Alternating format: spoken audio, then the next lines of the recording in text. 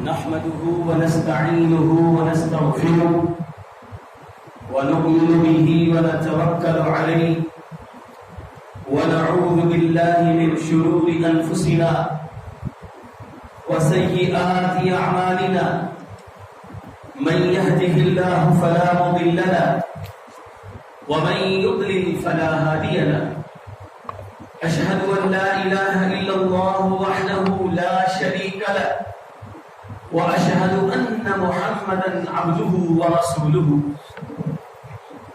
أما بعد فإن خير الحديث كتاب الله وخير الهدي هدي محمد صلى الله عليه وسلم ألا إن شر الأمور محدثاتها وكل محدثة بدعة وكل بدعة ضلالة وكل ضلالة في النار اللهم صل على محمد وعلى آل محمد وبارك وسلم وصل عليه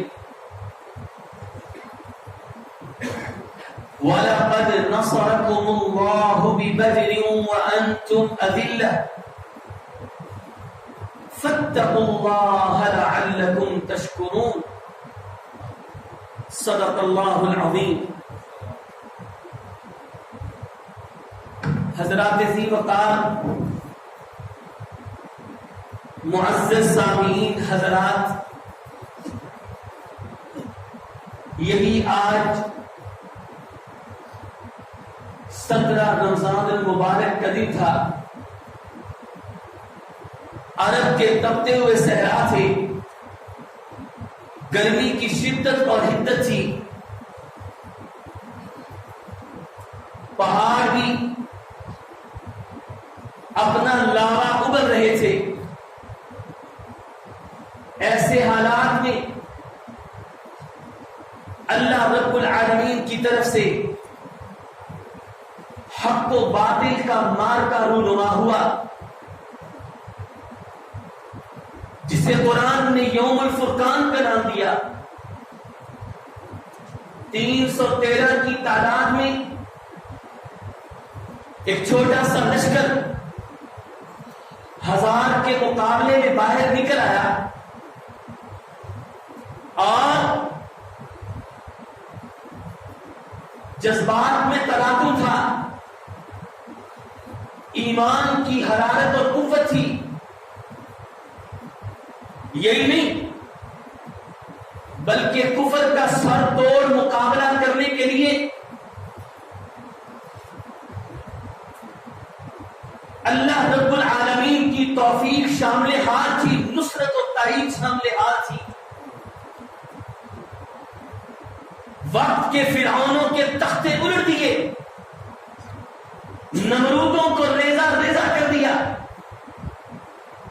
یہی نہیں، جب ایمان کی حرارت ہو، ایمان کی قوت ہو، تو پھر سامنے تعداد اور لشکر اور اسلحے کو نہیں دیکھا جاتا، پھر ہوتا کیا ہے؟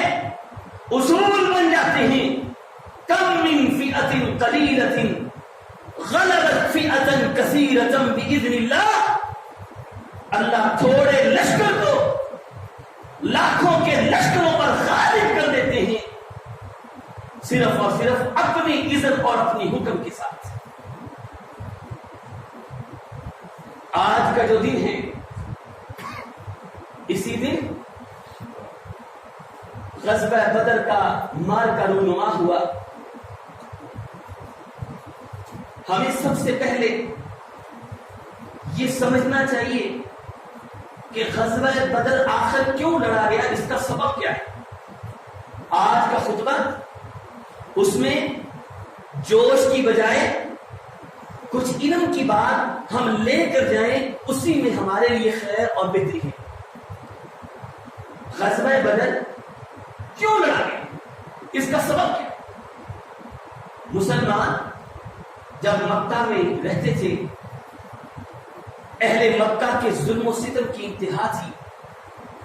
کبھی بلال کو پکڑا ہے، کبھی سہیل کو پکڑا ہے، کبھی ابو ذر غفاری کو سزا دینے کے لیے، کبھی سمیہ کو قتل کرنا، اور مسلمانوں پر ظلم و ستم کی انتہا کر دینا. خود اللہ کے رسول صلی اللہ علیہ وسلم اس ظلم و ستم سے تو جانے. آپ کو نماز کی حالت میں بھی نہیں چھوڑا گیا, عبادت میں بھی آپ کے گلے میں گندی اولی ڈالی گئی اور آپ کو مختلف قسم کی سزاؤں سے دوچار کیا گیا.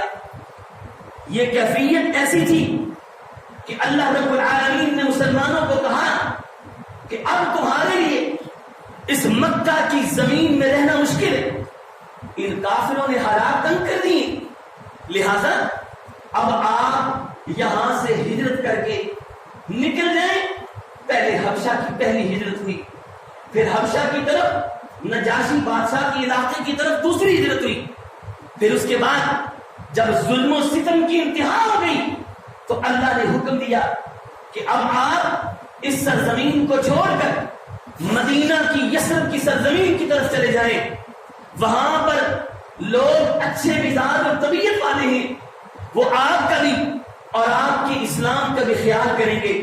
اللہ کے نبی صلی اللہ علیہ وسلم ہجرت کر کے مکہ سے مدینہ چلے گئے, لیکن ہجرت کی کیفیت میں جو مسلمانوں پر مزید ظلم ہوا وہ یہ ہوا کہ مال و متاع, زمین, جائیداد, کاروبار, باغات, سب کچھ اہل مکہ نے ان سے چھین لیا, ساتھ کچھ بھی لے جانے نہ دیا. اہل اسلام مدینہ میں پہنچ گئے. جب مدینہ میں پہنچے تو مشرکین مکہ نے وہاں پر بھی ان کو چھوڑا نہیں. مشرکین مکہ وہاں پر بھی پیچھے گئے اور اہل مدینہ کو کہتے ہیں, اے اہل مدینہ, یہ وہ لوگ ہیں جن کو ہم نے اپنی سرزمین سے نکال دیا ہے اور تم لوگوں نے ان کو پناہ دی ہے. بہتر یہی ہے کہ تم بھی ان کو یہاں سے نکال دو, ورنہ ہم تمہارے ساتھ ایسا رویہ اور سلوک کریں گے کہ دنیا دیکھتی رہ جائے گی. لیکن اہل مدینہ نے کہا کہ اب ان کو چھوڑنا نہیں, جب سینے سے لگا لیے ساتھ چھوڑنا نہیں. اللہ کے نبی صلی اللہ علیہ وسلم کو مدینہ میں بھی ان مشرکین مکہ نے چین کا سانس نہیں لینے دیا. اسی دوران ایک بہت بڑا تجارتی قافلہ جس کو اہل مکہ نے شام سے تجارت کی غرض سے بھیجا تھا, اور جب اس کی واپسی ہوئی تو نبی کریم صلی اللہ علیہ وسلم نے اپنے صحابہ سے ارشاد فرمایا کہ آج وہ وقت ہے, آج وہ دن ہے کہ جو ہمارے مال و متاع اور ہماری جائیدادوں پر انہوں نے قبضے کیے تھے, آج اس سے کچھ فائدہ حاصل کرنے کا موقع ہے.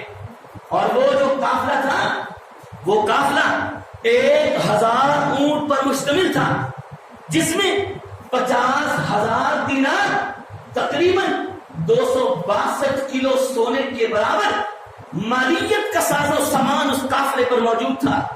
ابو سفیان شام سے وہ تجارتی قافلہ لے کر آ رہا تھا, اور جب بدر کے مقام پر پہنچا تو وہاں پر ساحل سمندر کے راستے کو استعمال کرنا نہیں تھا, اس نے مدینے کے راستے سے اس نے آنا تھا. لیکن جب اس نے دیکھا کہ ہمارے قافلے کو خطرہ ہے, ہمارا قافلہ لٹ جانے کے ماحول میں ہے, اس نے اپنے ارادوں کو چینج کر دیا.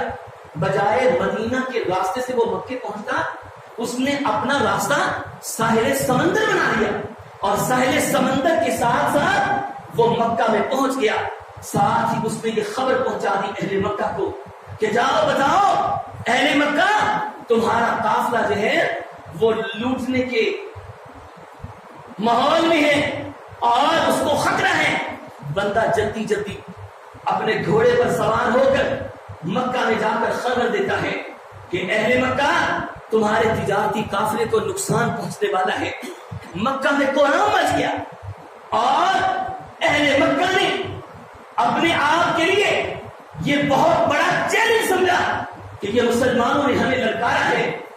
آج اس وقت میں یہ بات بھی کلیئر کر دینا چاہتا ہوں کہ کچھ ملحد قسم کے لوگ کہتے ہیں, اور جی نبی کریم صلی اللہ علیہ وسلم نے صحابہ کو, مسلمانوں کو قافلے لوٹنے کا مشورہ دیا تھا, काफिले लूटने का हुक्म दिया था, किसी के माल पर नाजायज कब्जा करना, और ये कौन सा इस्लाम है? हालांकि नबी करीम सल्लल्लाहु अलैहि वसल्लम का काफिला लूटने का या काफिले का ताक़ुब करने का मकसद कोई कब्जे नहीं थे। अल्लाह के नबी सल्लल्लाहु अलैहि वसल्लम ने उनको माशी तौर पर, इक्तिसादी तौर पर जंग में हराने के लिए और उनको कमजोर करने के लिए इरादा किया था।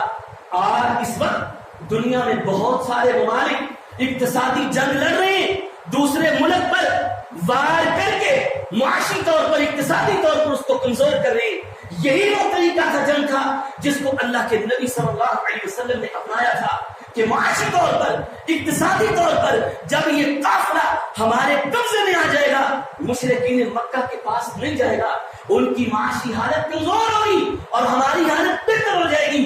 अल्लाह के नबी सल्लल्लाहु अलैहि वसल्लम ने काफिलों को लूटने का हुक्म नहीं दिया था। सुनन नबी दाऊद की 2 हदीसें, अल्लाह के नबी सल्लल्लाहु अलैहि वसल्लम के सहाबा एक दफा एक जगह पर उन्होंने बकरियों के रेवड़ पर जो काफिलों का था उसके ऊपर कब्जा किया और उन बकरियों को लेकर उनको ज़िबा करके उनको हंडियों के अंदर डाला हुआ था। अल्लाह के नबी सल्लल्लाहु अलैहि वसल्लम को जब इल्म हुआ कि अहले इस्लाम ने, मेरे जानशीनों ने बेजान कब्जा करने की कोशिश की है, अल्लाह के नबी सल्लल्लाहु अलैहि वसल्लम गए और हड्डियों को अपनी तलवार के साथ गिरा दिया और कहा, मैं तुम्हें कभी ये तालीम नहीं देता कि तुम लोगों के माल पर नाजायज कब्जे करो और तुम लोगों के मालों के ऊपर कंट्रोल करके उनको छीनो। अल्लाह के नबी सल्लल्लाहु अलैहि वसल्लम ने फौरन उस गोश्त को गिरा दिया और कहा, ये गोश्त अहले इस्लाम तुम्हारे खाने के काबिल नहीं है। अल्लाह के नबी सल्लल्लाहु अलैहि वसल्लम की तो ये तालीमात थी कि जमीनों पर और दूसरों के मालो-मता पर कब्जा करना, ये अल्लाह के नबी सल्लल्लाहु अलैहि वसल्लम ने सहाबा को तालीमात नहीं दी थी। वो उस वक्त के जो हालात थे उनके मुताबिक इक्तिसादी और मुआशी तौर पर अहले मक्का को कमजोर करने की एक सूरत थी, जिसके लिए अल्लाह के नबी ने फरमाया कि तुम्हारा भी मालो-मता, तुम्हारी भी जमीन, तुम्हारे भी बागात, तुम्हारा भी साजो सामान इन्होंने छीन लिया था जब हिजरत की थी। आज मौका है उससे फायदा उठाने का। अल्लाह के नबी सल्लल्लाहु अलैहि वसल्लम के सहाबा निकल पड़े और जब निकले, इधर से अहले मक्का को खबर हुई, अहले मक्का को जब खबर हुई कि हमारा काफिला खतरे में है और मुसलमानों ने उसे ललकारा है, उनके दिलों के अंदर मुसलमानों की ताकत को खत्म करना और वही जोश उबाले खाने लगा। और जब वहां से अहले मक्का अबू जहल अपनी तमाम बरादरी वालों को इकट्ठा करता है, कहता है, आओ आज हम अहले इस्लाम का काम ही तमाम कर देंगे, न ये रहेंगे न मुसलमान न इस्लाम बाकी रहेगा, आओ आज मेरे साथ चलो। और अबू जहल सिपा सालार बनकर जंग की क़यादत करते हुए निकल पड़ा और जब रास्ते में पहुंचे तो पता चला कि काफिला तो हिफाजत में चला गया मक्का में महफूज होकर, क्योंकि अबू सुफियान ने रास्ता बदल लिया था। उस वक्त जाकर कहने लगा अबू जहल कि नहीं, अब जो मर्जी हो जाए अब पीछे हटना नहीं। अखनस बिन शरीफ और दूसरे मुशरिकीन मक्का, उन्होंने कहा अबू जहल अब असल चीज थी हमारे काफिले की हिफाजत, वो महफूज हो गया है, अब जंग लड़ने की जरूरत नहीं है। अबू जहल ने कहा नहीं, जिस तरह मर्जी हो जाए आज हम इनका किस्सा तमाम कर देंगे। और यही नहीं बल्कि हम जब बदर में पहुंचेंगे वहां पर गाने की महफिल करेंगे, शराब और कबाब की महफिल करेंगे और वहां पर हम लौड़ियों को नचाएंगे और इन मुसलमानों को दिखाएंगे, देख लो हमारी ताकत, हमारा गलबा। और ये तकब्बुर और फख्र की ताकत में, नशे में चूर अबू जहल अभी तक भी अकड़ खत्म नहीं हुई, वहां से लेकर निकल गया। इधर अल्लाह के नबी सल्लल्लाहु अलैहि वसल्लम ने सहाबा से फरमाया, अहले इस्लाम आज तुम्हारा अल्लाह की तरफ से इम्तिहान है, अल्लाह तुम्हारी जानों का नजराना तुमसे मांगता है, अल्लाह तुम्हारा खून मांगता है, अल्लाह इस्लाम का गलबा चाहता है, तुम्हें ताकत देना चाहता है। और अल्लाह ने मुझसे ये वादा कर रखा है, अल्लाह ने मुझसे ये ऐद कर रखा है कि अल्लाह तुम्हें गलबा देगा, तुम्हें अल्लाह इज्जत देगा, इस्लाम को अल्लाह तहफ़्फ़ुज़ देगा, इस्लाम को अल्लाह गालिब करेगा। अल्लाह के नबी सल्लल्लाहु अलैहि वसल्लम ने फरमाया, मेरे सहाबा बताओ तुम्हारी क्या राय है, जंग लड़ने के लिए तैयार हो, खून बहाने के लिए तैयार हो, जान का नजराना अकीदत पेश करने के लिए तैयार हो? صحابہ نے کہا اللہ کے نبی صلی اللہ علیہ وسلم سب سے پہلے سعد بن عبادہ اٹھے، کہنے لگے والذی نفسی بیدہ والذی نفسی بیدہ لو امرتنا ان نخیرها لاخذناها، اے اللہ کے نبی صلی اللہ علیہ وسلم یہ ایک جان تو کیا اگر لاکھوں کروڑوں جانیں بھی ہوں وہ بھی آپ کے لیے قربان، اگر آپ ہمیں حکم دیں کہ سمندر میں کودنا ہے تو ہم پیچھے نہیں ہٹیں گے، سمندر میں کود جائیں گے، آپ کے ایک حکم اور اشارے پر اپنی جانوں کا نذرانہ عقیدت پیش کر دیں گے۔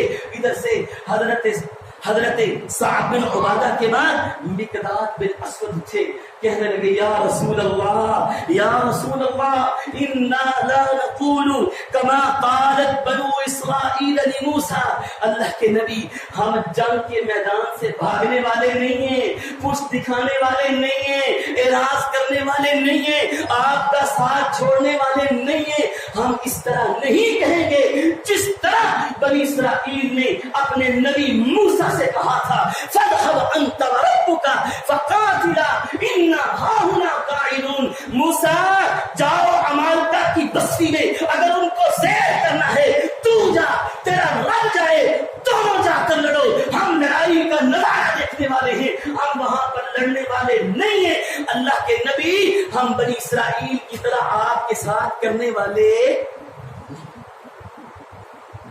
بخاری کی حدیث، اللہ کے نبی نے جب ان کے یہ جذبات دیکھے تو نبی کریم صلی اللہ علیہ وسلم کا چہرہ تر و تازہ ہو گیا، چہرہ آپ کا روشن ہو گیا کہ اللہ تو نے مسلمانوں کے دلوں میں ایمان کی طاقت رکھی ہوئی ہے، تو نے ان کے جذبات کو مضبوط کیا ہوا ہے۔ اللہ کے نبی صلی اللہ علیہ وسلم نے فرمایا پھر ان چیزوں کو یاد رکھو، اللہ رب العالمین نے تمہیں غالب کرنا ہے، اللہ نے تمہیں فتح دینی ہے، اسلام کو اللہ نے عزت دینی ہے۔ اللہ کے نبی صلی اللہ علیہ وسلم کے صحابہ جنگ کے لیے نکل پڑے، 313 کا لشکر ہے، تیر اور اسی طرح نیزے اور اسی طرح جنگ کا ساز و سامان انتہائی قلت میں ہے، اور اللہ کے نبی صلی اللہ علیہ وسلم کے صحابہ جب میدان میں پہنچے، ادھر سے مشرکین مکہ کا جتھا اور لشکر 1000 کی تعداد میں وہ بھی پہنچ چکا ہے۔ اللہ کے نبی صلی اللہ علیہ وسلم نے جاسوسی کے لیے 3 بندوں کا انتخاب کیا، ان میں سب سے پہلے علی بن ابی طالب، سعد بن ابی وقاص اور زبیر بن عوام رضی اللہ تعالی عنہ، ان 3 صحابہ کا انتخاب کیا کہ وہ جاسوسی کا اور اسی طرح جنگ کے حوالے سے پتہ لگائیں کہ مشرکین مکہ کے پاس جنگ کے وسائل کتنے ہیں، ان کے پاس اسلحہ کتنا ہے، فوج کی تعداد کتنی ہے، اور اسی طرح جنگی مہارت کی کیا صورتحال ہے۔ اللہ کے نبی صلی اللہ علیہ وسلم نے ان 3 صحابہ کو جب بھیجا، ایک آدمی وہ پانی بھر رہا تھا، اس سے پوچھا بتاؤ کتنے لوگ ہیں، اس نے کہا کہ بہت ساری تعداد ہے، پھر بھی کہتا ہے کوئی اس طرح اندازہ نہیں ہے۔ اللہ کے نبی نے پوچھا روزانہ کتنے اونٹ پکتے ہیں، اس نے کہا 9 سے 10 اونٹ پکتے ہیں۔ اللہ کے نبی نے اندازہ لگا لیا کہ 9 سے 10 اونٹ اگر روزانہ ہو تو وہ 1000 کی تعداد میں لوگوں کو کافی ہو جاتے ہیں،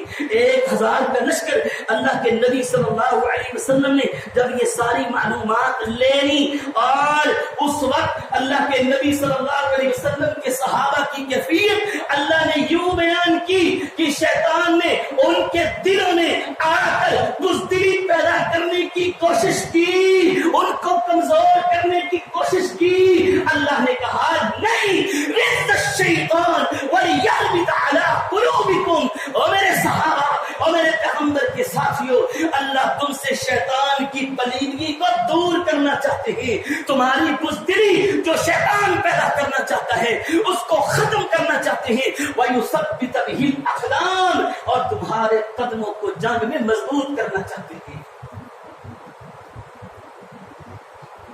جب اس کی دال یہاں پر نہ گری تو مشرکین مکہ کے لشکر میں گیا، وہاں پر کہنے لگا قال لا غالب لكم اليوم من الناس واني جار لكم، اور آج کے دن ابو جہل، عتبہ، شیبہ، ولید، آج کے دن تمہارے علاوہ کوئی اس زمین پر غالب ہونے والا نہیں۔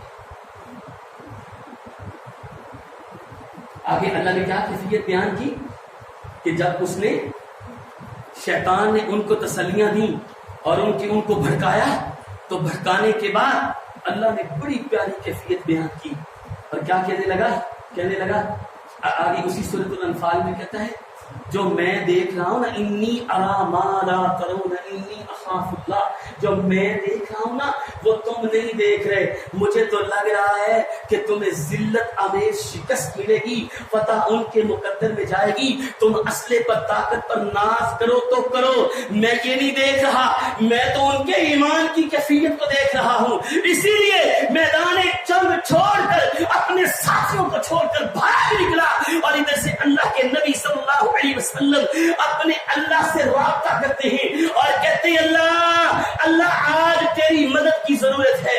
اللہ نے انعامات کی بارش کر دی، اللہ نے آسمان سے بارش کو نازل کیا تاکہ مسلمانوں کے پاؤں مضبوط ہو جائیں، اور اسی طرح اللہ رب العالمین نے ان کے اوپر امن کی چادر اوڑھ دی تاکہ ان کے دلوں سے جو بے اطمینانی اور خوف ہے وہ چلا جائے، اور اسی کے ساتھ ساتھ اللہ رب العالمین نے کیا فرمایا، میرے پیغمبر کے صحابہ پریشان ہونے کی ضرورت نہیں ہے، سألقی فی قلوب الذین کفروا الرعب، ان قریب میں کافروں کے دلوں میں تمہارا رعب تبدیل ڈال دوں گا، سألقی فی قلوب الذین کفروا فاضربوا فوق الاعناق واضربوا منهم کل بنان، اے پیغمبر کے صحابہ ضرب کاری کرنا تمہارا کام ہے، تلوار کو چلانا تمہارا کام ہے، اور کافروں کی گردنوں کو تمہارے زیر کر دینا میرے رب العالمین کا کام ہے۔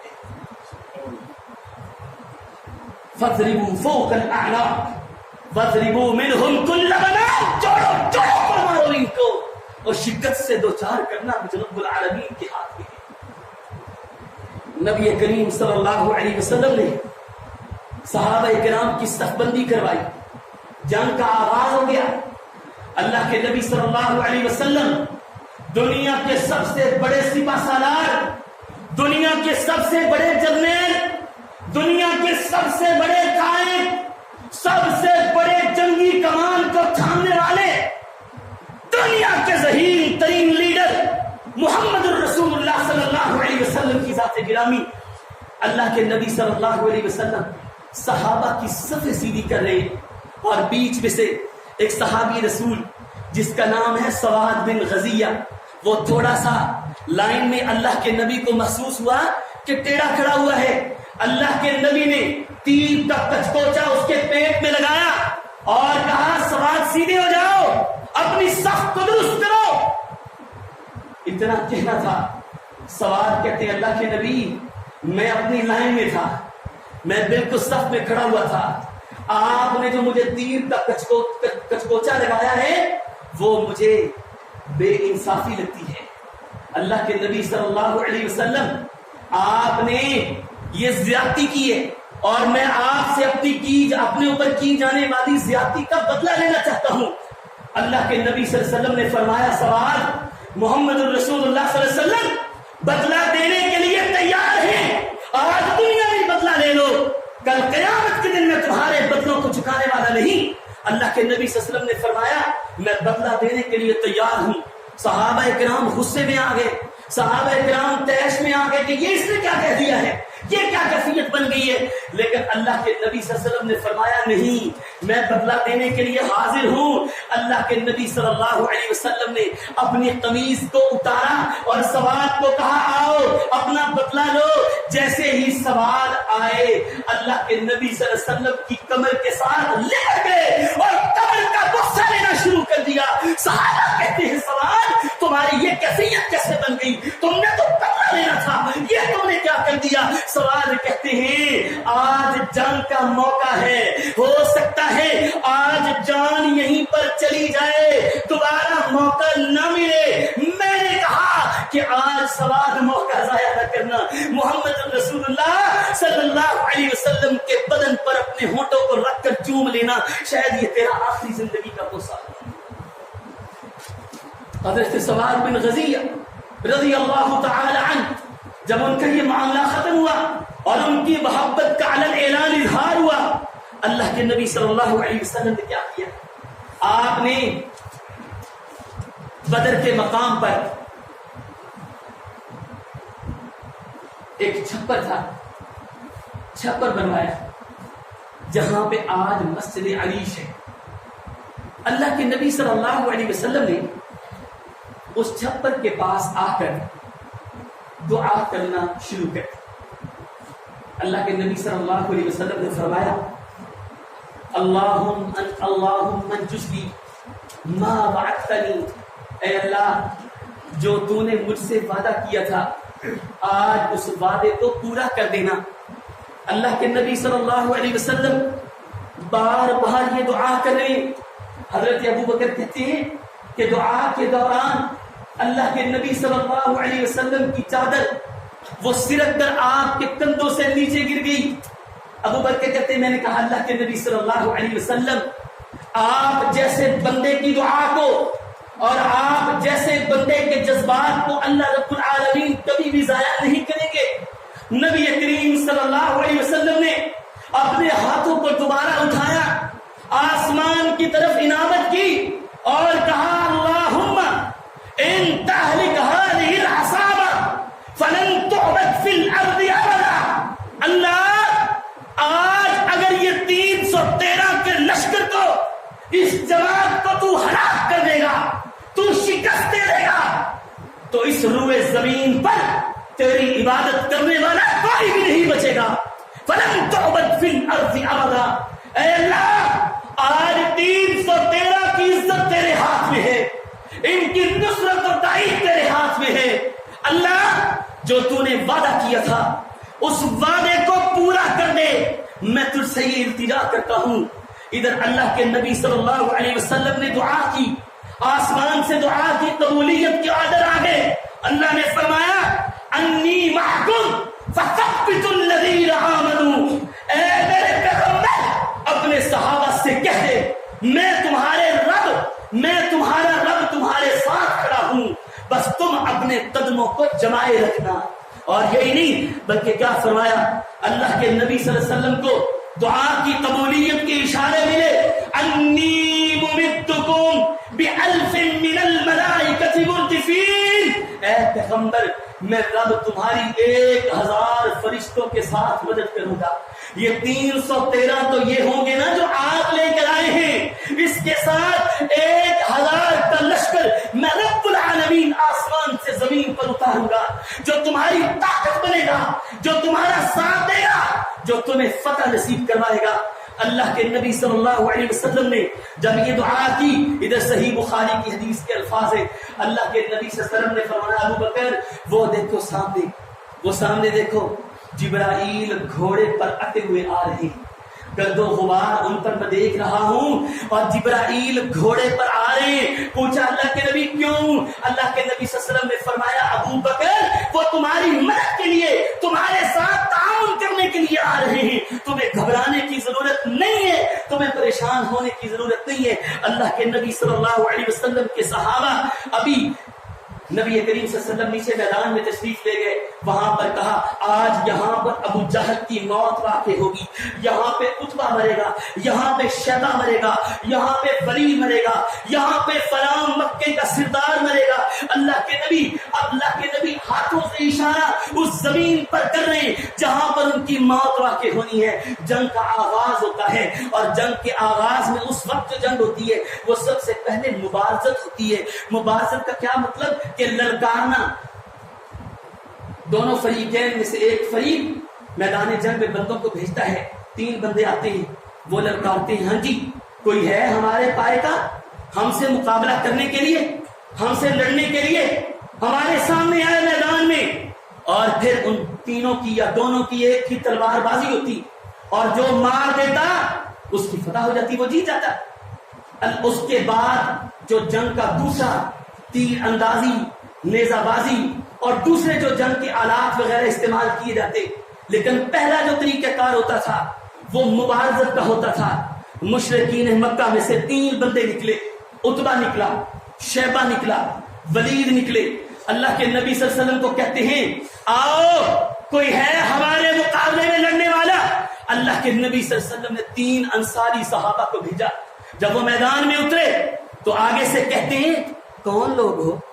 کہنے لگے ہم تو انصار کے لوگ ہیں. کہنے لگے جاؤ ہماری تمہاری کوئی لڑائی نہیں ہے، اور جاؤ ہمارے سامنے اگر لڑنا ہے تو ہمارے پائے کے، ہمارے خاندان کے، ہمارے قبیلے کے لوگوں کو بھیجو، ہم تمہارے سے نہیں لڑنا چاہتے، اور اس لڑائی میں ہم تم سے کیسے لڑیں، اور تم تو ہمارے مقابلے کی نہیں ہو، ان کو لے کر آؤ جو ہمارے مقابلے کے ہیں۔ اللہ کے نبی صلی اللہ علیہ وسلم نے فرمایا علی اٹھو، حمزہ اٹھو، اللہ کے نبی نے فرمایا عبیدہ بن حارث تم بھی اٹھو، اللہ کے نبی نے فرمایا بتاؤ اب ذرا لڑنے کا مزہ بھی آئے گا، اب تمہیں پتا چلے گا۔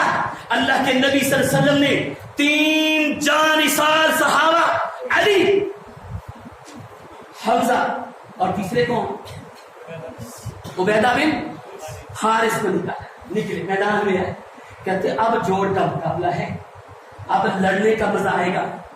حضرت عبیدہ عتبہ کے مقابلے میں آئے، حضرت حمزہ شیبہ کے مقابلے میں آئے، اور حضرت علی ولید کے مقابلے میں آئے۔ حضرت علی نے ایک ہی ضرب سے ولید کی گردن کو زمین پر گرا دیا، حضرت حمزہ نے ایک ہی ضرب سے سید الشہداء نے اپنی جان بازی کے اوپر شیبہ کی گردن کو زمین پر گرا دیا۔ عبیدہ بن حارث کو زخمی ہو گئے، علی اور حمزہ نے مل کر عبیدہ کی حفاظت کرتے ہوئے عتبہ کو بھی جہنم واصل کر دیا۔ اب اس کے بعد کھلے عام جنگ شروع ہو گئی، لڑائی شروع ہو گئی، اور اللہ کے نبی صلی اللہ علیہ وسلم اپنے چھپر کے نیچے بیٹھ کر التجائیں کر رہے ہیں، دعائیں کر رہے ہیں، اے اللہ اللہم ان تہلک هذه العصابہ فلن تعبد فی الارض ابدا۔ اسی جنگ کے دوران اللہ رب العالمین کی مدد بھی شامل حال تھی، فرشتے بھی آئے۔ صحابہ کہتے ہیں کیفیت یہ تھی کہ ابھی ہم نے تلوار کو مارنا ہی ہوتا تھا، ایک کسی مشرک کی گردن ادھر زمین پر گر پڑتی، ہم بڑے پریشان ہو گئے۔ کوڑوں کسی آواز اللہ کے نبی کے پاس آئے، کہنے لگے اللہ کے نبی صلی اللہ علیہ وسلم یہ کیا کیفیت ہے، ہم تو تلوار مار بھی نہیں رہے اور گردن نیچے گر جاتی ہے۔ اللہ کے نبی صلی اللہ علیہ وسلم نے فرمایا میرے صحابہ تمہیں نہیں پتا، تمہارے ساتھ ساتھ آسمان سے اللہ کے فرشتوں کا لشکر بھی جنگ لڑ رہا ہے۔ اللہ کے نبی صلی اللہ علیہ وسلم کے صحابہ کی اسی جنگ کے دوران جو کیفیت بنی، ان کیفیت میں سے میں 2-3 باتیں سنانا چاہتا ہوں۔ نبی کریم صلی اللہ علیہ وسلم کے صحابہ کا جذبہ دیکھیں، حضرت عمیر بن حمام کھجوریں کھا رہے ہیں، اللہ کے نبی صلی اللہ علیہ وسلم نے فرمایا میرے صحابہ آج کے دن جو اپنی جان پیش کرے گا، اسلام کے لیے اپنا خون بہائے گا، اللہ اسے جنت میں داخل کریں گے۔ عمیر بن حمام نے اپنے منہ میں کھجور نہیں ڈالی، وہیں پہ رکھی اور نکل پڑے اور اپنی جان کا نذرانہ عقیدت پیش کرنے کے لیے تیار ہو گئے۔ پوچھے کھجوریں سے کھا لو، کہنے لگے اور کھجوریں کھاتا گیا یا ان میں مشغول رہا تو اتنے بڑے سودے اور تجارت سے میں نقصان میں پڑ جاؤں گا، اس کو چھوڑنا نہیں چاہتا۔ میدان میں اترے، کافروں کے ساتھ مقابلہ کیا، اللہ رب العالمین نے جان شہادت پیش کیا اور اللہ کی جنتوں کے مہمان بن گئے۔ یہی نہیں، اسی جنگ کے اندر حضرت عکاشہ بن محصن آئے، کہنے لگے اللہ کے نبی میری تلوار ٹوٹ گئی ہے۔ اللہ کے نبی صلی اللہ علیہ وسلم نے فرمایا عکاشہ یہ لو، یہ چھڑی لے لو۔ جیسے ہی چھڑی کو پکڑا، عکاشہ کی تیز دھاری چمکدار لوہے کی تلوار بن گئی۔ عکاشہ کہتے ہیں میں نے اس تلوار کے ساتھ لڑائی شروع کی، کافروں کو مارا، حتیٰ کہ احد کے اندر بھی، حتیٰ کہ غزوہ احزاب میں بھی، حتیٰ کہ حنین میں بھی، تبوک میں بھی اور دوسری جنگوں میں بھی میں نے اس چھڑی سی بنی ہوئی تلوار کو استعمال کیا، حتیٰ کہ حضرت ابو بکر صدیق رضی اللہ تعالی عنہ کے زمانے میں جب مرتدوں کے خلاف جہاد کا اعلان ہوا، اس جنگ میں لڑتے لڑتے حضرت عکاشہ رضی اللہ تعالی اس تلوار کو اس جنگ میں بھی استعمال کرتے رہے اور لڑتے لڑتے اس تلوار کے ساتھ آخر اس جنگ میں جام شہادت نوش کیا۔ اسی طرح ایمان کے گہرے تابناک عکوش اس جنگ کے اندر جو ہوئے ان میں سے ایک یہ بھی تھا، اللہ کی قسم حضرت عباس رضی اللہ تعالی عنہ اللہ کے نبی صلی اللہ علیہ وسلم کے چچا کو جب قید کیا گیا، ان کو قید قید کر کے اللہ کے نبی صلی اللہ علیہ وسلم کے پاس لایا گیا. اللہ کے نبی صلی اللہ علیہ وسلم کے چچا حضرت عباس کہتے ہیں جس بندے نے پکڑا ہوا ہے, کہتے ہیں جب تم نے مجھے قید کیا تم نہیں تھے, تمہاری جگہ پر کوئی اور بندہ تھا. کہنے لگے کیوں کیسے؟ کہتے ہیں وہ ایک سفید داڑھی والا بندہ تھا جس نے مجھے قید کیا تھا, وہ تم نہیں ہو, وہ کوئی اور تھا. اللہ کے نبی نے صحابہ سے ذکر کیا. اللہ کے نبی صلی اللہ علیہ وسلم نے فرمایا میرے صحابہ وہ واقعی کوئی اور سفید داڑھی والا بندہ تھا, وہ فرشتہ تھا اللہ کی طرف سے تمہاری مدد کے لیے آیا ہوا تھا. یہی نہیں بلکہ اسی جنگ کے اندر اللہ کے نبی صلی اللہ علیہ وسلم کے صحابی عوف بن حارث رضی اللہ تعالی عنہ, اللہ کے نبی صلی اللہ علیہ وسلم نے اعلان کیا اور آج کے دن جو دشمن کے خون میں اپنے ہاتھوں کو دبائے گا اس کو شکست سے فاش دے گا اور اس کو واصل جہنم کرے گا, اللہ اسے جنت میں داخل کریں گے. حضرت عوف بن حارث تھے, کہتے اللہ کے نبی اللہ کس بات پر خوش ہوتا ہے؟ فرمایا اسی بات پر کہ تم اپنے ہاتھوں کو دشمن کے خون سے رنگ لو. حضرت عوف بن کہتے ہیں اللہ کے نبی پھر یہ بات ہے تو میں حاضر ہوں. زرہ کو اتارا اور اللہ کے نبی کے صحابی عوف بن حارث میدان میں اترے اور لڑتے لڑتے اللہ رب العالمین کی جنتوں کے مہمان بن گئے. یہی نہیں بلکہ اس جنگ کے اندر اور بھی ایسے بہت سارے تابناک نقوش جو حضرات صحابہ کرام کی طرف سے رونما ہوئے تھے. جنگ کے اندر اللہ نے فتح دی, مسلمانوں کو عزت سے اور ناموس سے اللہ رب العالمین نے ہمکنار کیا, کافروں کو شکست دی. 70 کافروں کے جو بڑے سپہ سالار اور بڑے جنگجو تھے اور مسلمانوں پر ظلم و ستم کرنے والے, اللہ نے ان کو واسطے جہنم کیا اور مسلمانوں میں سے 14 صحابہ کرام شہید ہوئے. اسی جنگ کے اندر ایک صحابی رسول جس کا نام کیا ہے؟ نام ہے حارثہ بن سراقہ. صحیح بخاری کی حدیث ہے. حارثہ بن سراقہ یہ ایک جگہ پر پانی بھر رہے تھے حوض میں, تو مسلمانوں کے ایک آدمی نے تیر چلایا, دشمن سمجھ کر اس کو ختم کر دیا. حارثہ بن سراقہ کی والدہ اللہ کے نبی صلی اللہ علیہ وسلم کے پاس مقدمہ لے کر آئی, کہتی اللہ کے نبی مجھے بتائیے میں پریشان ہوں, میں بڑی مشکل میں ہوں کہ میرا بیٹا مسلمان جہاد کے لیے آنے والا, اب مجھے نہیں پتا کہ وہ شہادت پہ مرتبے پر ہے, جنت میں جائے گا یا جہنم میں جائے گا, کس نوعیت سے اور کس جو ہے وہ حالات سے یہ تو چار ہوگا. میں بڑی پریشان ہوں, مجھے بتائیں ورنہ میں ایسی لوں گی کہ مدینے میں مثال قائم ہو جائے گی. اللہ کے نبی صلی اللہ علیہ وسلم نے فرمایا او ام حارثہ سنو, تمہیں اپنے بیٹے کی فکر ہے نا کہ وہ جنت میں جائے گا یا کدھر جائے گا؟ اللہ کے نبی صلی اللہ علیہ وسلم نے فرمایا ام حارثہ تم تو اللہ سے اپنے بیٹے کے لیے ایک جنت کی بات کرتے ہو, میں محمد یہ تمہیں وعدہ دے رہا ہوں اللہ نے ایک نہیں اسے کئی جنتوں کا حتیٰ کہ جنت الفردوس کا مالک بنا دیا ہے.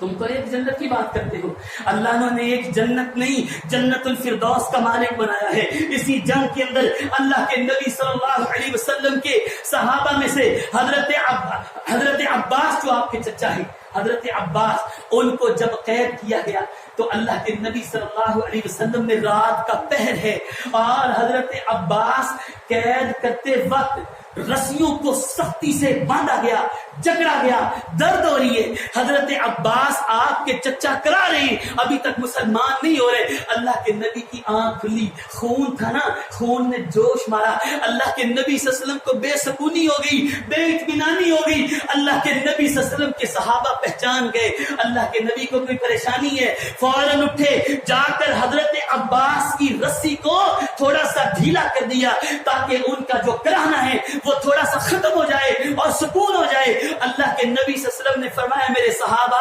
اگر رسی ڈھیلی کرنی ہے تو صرف میرے چچا کی نہیں, وہ تو فطری جذبات تھے, اگر رسی ڈھیلی کرنی ہے تو پھر تمام قیدیوں کی رسیوں کو ڈھیلا کیا جائے. میں محمد پہ انصافی کرنے کے لیے نہیں آیا. اللہ کے نبی صلی اللہ علیہ وسلم نے تمام صحابہ تمام قیدیوں کی رسیوں کو ڈھیلا کروایا. ایک یہ بھی واقعہ اس جنگ کے اندر ہمیں یہ سبق دیتا ہے کہ چاہے حالات جیسے بھی ہو, جو مرضی ہو, اعدلوا هو اقرب للتقوی, تمہارے رشتہ دار کیوں نہ ہو, چچا کیوں نہ ہو, والد کیوں نہ ہو, والدہ کیوں نہ ہو, بہن کیوں نہ ہو, خون کے رشتہ داری کیوں نہ ہو, لیکن انصاف کا دامن چھوڑنا نہیں. نبی کریم صلی اللہ علیہ وسلم کے صحابہ میں سے حضرت مصعب بن عمیر کے بھائی ان کو جب قید کیا گیا وہ کیفیت بیان کرتے ہیں کہ اللہ کے نبی صلی اللہ علیہ وسلم کے صحابہ ہمیں کھجوریں کھلاتے، ہمیں ستو پلاتے، ہمیں روٹی کھلاتے اور خود جو ہے وہ پانی پی کر گزارا کرتے. ان کی یہ کیفیت اور ان کے اس اخلاق اور اس حسن سلوک کو دیکھ کر حضرت مصعب بن عمیر کے بھائی کہتے ہیں مجھے اتنا اثر ہوا کہ میں نے کہا کہ یہ اسلام جو ہے اس کو ماننے والے ہیں، یہ اتنے اچھے ہیں تو دین اسلام کتنا بلند اور اچھا ہوگا. کہتے ہیں میرے دل میں فوراً امنگ ہوئی، میں نے اسلام کو قبول کر لیا. اور یہی نہیں بلکہ اسی جنگ کے اندر اللہ کے نبی صلی اللہ علیہ وسلم کی زوجہ محترمہ حضرت خدیجہ الکبریٰ رضی اللہ تعالی عنہ کا وہ ہار جس کو انہوں نے اپنی بیٹی زینب کو تحفے میں دیا تھا ان کی شادی کے موقع پر، وہ ہار جب جنگ کے قیدیوں میں ابو العاص بن ربی جو اللہ کے نبی کی صاحبزادی حضرت زینب کے خامن تھے وہ بھی قید ہو کر آئے تھے، تو اللہ کے نبی صلی اللہ علیہ وسلم جب فدیہ وصول کر رہے تھے تو فدیہ وصول کرتے کرتے مال دیکھتے دیکھتے اللہ کے نبی صلی اللہ علیہ وسلم کے پاس ہار آیا. وہ ہار جو حضرت خدیجہ الکبریٰ کا تھا، اللہ کے نبی نے وہ ہار دیکھا، آنکھوں سے آنسو جاری ہو گئے اور غم نثار اور وفادار اور باشعار اور سلیقہ مند بیوی کی یاد آ گئی. اللہ کے نبی صلی اللہ علیہ وسلم رونے لگ گئے. صحابہ کو پتہ چل گیا. اللہ کے نبی کہتے ہیں میرا تم سے مشورہ ہے، میری رائے ہے، یہ ہار میری بیٹی زینب نے بھیجا ہے، یہ ہار میری زوجہ خدیجہ الکبریٰ کا تھا، اس نے اسے ہدیہ شادی کے موقع پر دیا تھا. اگر تم سمجھتے ہو کہ یہ ہار وصول کر کے تم میری بیٹی کے خامد کو رہا کر سکتے ہو تو رہا کر دو. صحابہ کرام نے وہ ہار پکڑا، وہ ہار پکڑ کر کہتے ہیں اللہ کے نبی آپ یہ ہار بھی رکھیے اور ہم ابو العاص کو چھوڑ بھی دیتے ہیں، اسے رہا بھی کر دیتے ہیں. رہا کر دیا. ابو العاص مکہ میں گئے، وہاں پر دوبارہ اسلام قبول کیا اور اسلام قبول کرنے کے بعد حضرت زینب کے ساتھ مدینہ منورہ میں تشریف لائے. میرے بھائیوں یہ وہ جنگ تھی، یہ وہ مارکا تھا، یہ وہ اسلام کا یوم الفرقان کا آج کا دن جس میں اللہ نے نمرودوں کو شکست دی، فرعونوں کو ذلیل و رسوا کر دیا اور اللہ کو کچھ نہیں. اللہ تو ابابیل کے ذریعے جو کنکریاں ہیں ان کو ایٹم بم بنا سکتا ہے. اور ایمان کی بات ہوتی ہے، جذبوں کی بات ہوتی ہے، تلاقم کی بات ہوتی ہے. اللہ کی قسم جب ایمان کی دولت یہاں پر ہو پھر اصلوں کی ضرورت نہیں پڑتی. جب ایمان کی دولت یہاں پر ہو پھر ٹینکوں کی ضرورت نہیں پڑتی. جب ایمان کی دولت یہاں پر ہو پھر اللہ کی قسم تلواروں کی ضرورت نہیں پڑتی. ایمان کی بدولت اللہ رب العالمین خود فتح کے لیے، خود مدد کے لیے، خود نصرت کے لیے اپنے فرشتوں کو بھیج دیتے ہیں. آج وہی بدر کی فضا پیدا کرنے کے لیے مسلمانوں کے اندر ضرورت ہے. آج وہی جذبہ جو صحابہ کا تھا اسی کو بیدار کرنے کی ضرورت ہے. اللہ کی قسم ہمارے ایمان مردہ، ہمارے اللہ کی قسم دل مردہ، ہمارے زمین مردہ. آج اسلحہ بھی ہے، آج طاقت بھی ہے، آج قوت بھی ہے، آج ایٹمی میزائل بھی ہے، آج خوری بھی ہے، آج شہید بھی ہے، لیکن پھر بھی مسلمان بے بس اور ذلت آمیز ہیں. اس کی وجہ یہ ہے کہ تیرے پاس اسلحے کی کمی نہیں، تیرے پاس ایمان کی کمی ہے. اللہ رب العالمین سے دعا ہے اللہ رب العالمین ہمارے ایمانوں کو قوی کرے. اللہ رب العالمین ہمارے اندر جہاد کا جذبہ پیدا کرے. اللہ رب العالمین ہمیں دشمن کے سامنے آنکھ سے آنکھ ملا کر بات کرنے کی ہمت اور توفیق دے. آج اسی جو ہے وہ جذبے کی ضرورت ہے جو ہمارے حکمرانوں کے اندر بھی کم ہے ہی نہیں، جو ہمارے اندر بھی نہیں ہے. اللہ رب العالمین سے دعا ہے اللہ رب العالمین ہمارے اندر ایمان کی جو اعلیٰ قسم کا ایمان کا درجہ ہے وہ ہمارے دلوں کے اندر پیدا فرمائے. وما علیک الا